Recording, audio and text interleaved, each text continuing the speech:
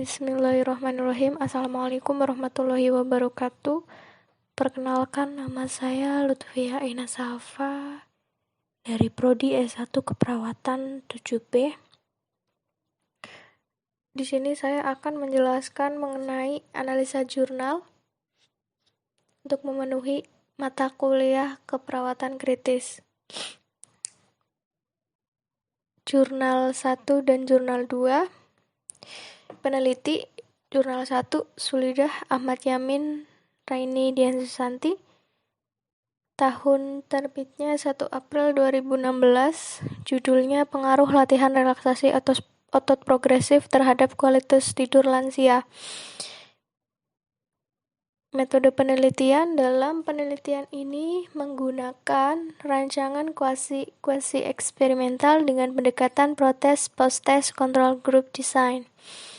Kemudian waktu penelitiannya selama 40 hari mulai tanggal 11 April sampai 20 Mei 2013. Tempat penelitiannya ada di Balai Perlindungan Sosial Tresna Wirda Ciparai. Nah, jumlah penelitian di sini pada jurnal menyebutkan bahwa jumlah penelitian adalah semua lansia yang tinggal di Balai Perlindungan Sosial Tresna Wirda Ciparai. Besar sampelnya 51 responden, terdiri dari 26 responden kelompok intervensi dan 25 responden kelompok kontrol. Kriteria penelitian pada jurnal ini tidak tertera untuk kriteria inklusi maupun kriteria eksklusinya. Kemudian instrumen alat ukur dari jurnal ini menggunakan instrumen Pittsburgh Sleep Quality Index (PSQI) dari Coral Smith dengan Alpha Cronbach 088. Cara pengumpulan data dari jurnal 1, jurnal nasionalnya, data diambil menggunakan metode wawancara dan dilakukan sebanyak 4 kali, yaitu sebelum intervensi, pretest, 2 minggu setelah intervensi, post-test 1, 3 minggu setelah intervensi, post-test 2, dan 4 minggu setelah intervensi, post-test 3. Hasil dan pembahasan. Hasil dari jurnal ini mengindikasikan kualitas tidur lansia setelah relaksasi otot progresif lebih baik dibandingkan sebelum latihan. Rata-rata skor PSQI-nya, kelompok perlakuan lebih rendah dari kelompok kontrol. Hasil pengujian dapat disimpulkan bahwa terdapat perbedaan yang bermakna dari skor PSQI antara kelompok perlakuan terhadap kelompok kontrol. Hal ini berarti kualitas tidur kelompok perlakuan lebih baik dibanding kelompok kontrol. Pengukuran kualitas tidur berdasarkan instrumen Pittsburgh Sleep Quality Index. Dari 7 komponen terdapat 3 yang paling dominan yang menyebabkan gangguan tidur, yaitu komponen 2 latensi tidur, komponen 3 durasi tidur, dan komponen 4 efisiensi tidur. Adapun komponen yang paling sedikit menyumbang skor adalah komponen 6, penggunaan obat-obatan untuk membantu tidur. Latensi tidur menggambarkan waktu yang diperlukan untuk memulai tidur yang diukur dengan waktu yang dibutuhkan untuk memulai tidur, serta frekuensi ketidakmampuan tidur dalam 30 menit. Pada penelitian ini didapatkan durasi waktu memulai tidur terpendek adalah 20 menit dan durasi terlama adalah 90 menit dengan durasi rata-rata 55 menit. Frekuensi dapat tidur selama 30 menit umumnya lebih dari 3 kali per minggu. Keadaan tersebut mengindikasikan lansia mengalami kesulitan memulai tidur. Hal ini terjadi karena sebagian besar lansia menderita insomnia. Hal ini sesuai dengan penelitian Esselman menemukan lebih dari 50% lansia mengalami kesulitan tidur di malam hari. Kelebihan jurnal. Untuk kelebihan jurnal dari jurnal nasionalnya, jurnal 1, hasil analisis korelasi antara faktor-faktor tersebut terhadap kualitas tidur menunjukkan tingkat signifikan lebih dari 0,05 yang berarti bahwa kualitas tidur tidak berhubungan dengan usia, jenis kelamin, tingkat pendidikan, status pernikahan, dan lama tinggal di panti. Kemudian ada peningkatan kualitas tidur lansia setelah latihan relaksasi otot progresif. Jadi pada penelitian tersebut adanya bukti peningkatan kualitas tidur lansia setelah dilakukan latihan relaksasi otot progresif. Kemudian latihan relaksasi otot progresif terbukti mampu mengatasi keluhan ansietas, insomnia, kelelahan, kram otot, serta menstabilkan tekanan darah. Kekurangan pada jurnal nasional jurnal 1 ini, responden untuk kelompok perlakuan dan kontak tidak dibedakan antara yang laki-laki atau perempuan. Kemudian tidak tertulis kriteria inklusi dan eksklusi pada jurnal tersebut, tidak tertera cara menganalisa datanya. Rekomendasi untuk jurnal nasional, jurnal 1, mungkin sebaiknya penelitian ini tidak hanya ditujukan untuk usia tertentu, melainkan semua jenjang usia. Jadi, karena penelitian ini hanya meneliti pada lansia dan sebaiknya untuk penelitian selanjutnya bisa meneliti untuk ke jenjang usia lainnya. Kemudian jurnal 2, jurnal internasionalnya, penelitinya Amin Abbasi Fahril Farid Bastanil Hamid Haqqani. Tahun jurnalnya Mei 2018, judulnya The Effect of Food Reflexology Message on the Sleep Quality of Elderly Women with Restless Leg Syndrome. Metode penelitian pada jurnal 2 ini menggunakan uji klinis non-acak dengan kelompok kontrol atau desain kuasi eksperimental. Kemudian waktu penelitiannya, pengambilan sampel dilakukan dari Januari hingga April 2017. Tempat penelitiannya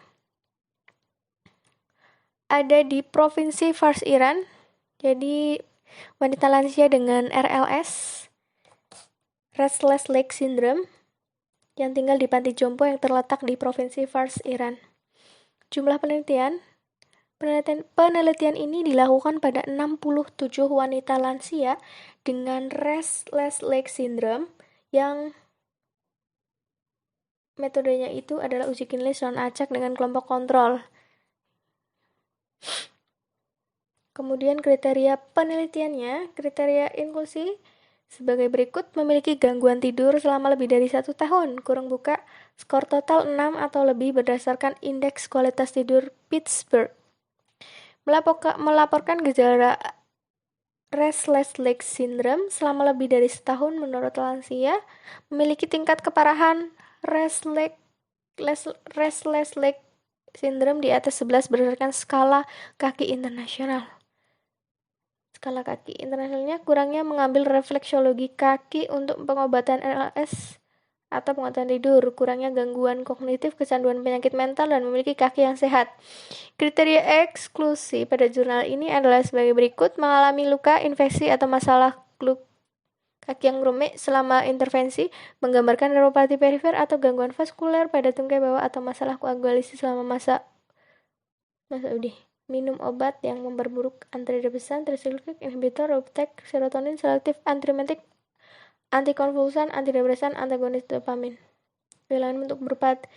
Kehilangan minat untuk berpartisipasi dalam intervensi bahkan untuk 1 sesi dan tidak mau melanjutkan uji klinis. Perlu catat bahwa dari 35 peserta dalam setiap kelompok tidak ada dropout yang diamati pada kelompok tetapi pada kelompok kontrol 3 sampel keluar dari fase UD dalam fase kematian karena kematian, patah tulang pinggul, dan keengganan untuk melanjutkan percobaan. Instrumen alat ukur pada jurnal internasional jurnal 2 ini menggunakan Pittsburgh Sleep Quality Index dan daftar nama demografis digunakan untuk mengumpulkan data yang diterima sebelum dan sesudah intervensi. Cara pengumpulan data pada jurnal 2 internasional ini, data dianalisis dengan menggunakan deskriptif ST-ICS seperti mean dan ST-standard, penyimpangan, dan interferential statistik seperti independent t-test dipadakan t-test ST dan chi-kuadrat t-ST di SPSS V16. Tingkat yang signifikan ditetapkan pada 0,05 dengan P kurang dari 0,05. Hasil dan pembahasan. Hasil penelitian ini mengungkapkan bahwa refleksi kaki memiliki efek yang signifikan pada kualitas tidur wanita dengan Restless Leg Syndrome dan meningkatkan kualitas tidur mereka. Efek ini dapat dijelaskan oleh efek refleksi pada syaraf-syaraf bawah dengan memindahkan sensorik-sensorik ke otak dapat meningkatkan sekresi dopamin. Karena RLS disebabkan oleh sekresi dopamin akibat kekurangan. Kelebihan jurnalnya, hasil studi ini sesuai dengan studi yang meneliti efektivitas refleksiologi kaki dan pijat punggung untuk mengoptimalkan kualitas tidur dan mengurangi kelelahan pasien yang menjalani hemodialisis. Penelitian telah menunjukkan bahwa jenis pijatan ini juga mempengaruhi keparahan gejala restless leg syndrome pada pasien yang menjalani hemodialisis dan mengurangi gejalanya. Kekurangan jurnal pada jurnal internasional jurnal 2 ini, penelitian hanya dilakukan pada wanita lansia dengan RLS, restless leg syndrome. Rekomendasi untuk jurnal ini sama dengan rekomendasi pada jurnal sebelumnya, jurnal nasional, jurnal 1. Sebaiknya penelitian ini tidak hanya ditujukan atau diteliti untuk usia tertentu, melainkan semua jenjang usia. Nah, pada jurnal 2 internasional ini juga hanya meneliti pada wanita lansia restless leg syndrome. Sebaiknya penelitian ini tidak hanya dilakukan kepada lansia, tetapi juga bisa untuk meneliti ke jenjang usia yang lainnya. Begitu. Demikian penjelasan analisis jurnal dari saya. Mohon maaf apabila ada tutur kata yang kurang berkenan. Assalamualaikum warahmatullahi wabarakatuh. Bismillahirrahmanirrahim. Assalamualaikum warahmatullahi wabarakatuh. Perkenalkan, nama saya Lutfia Ina Safa.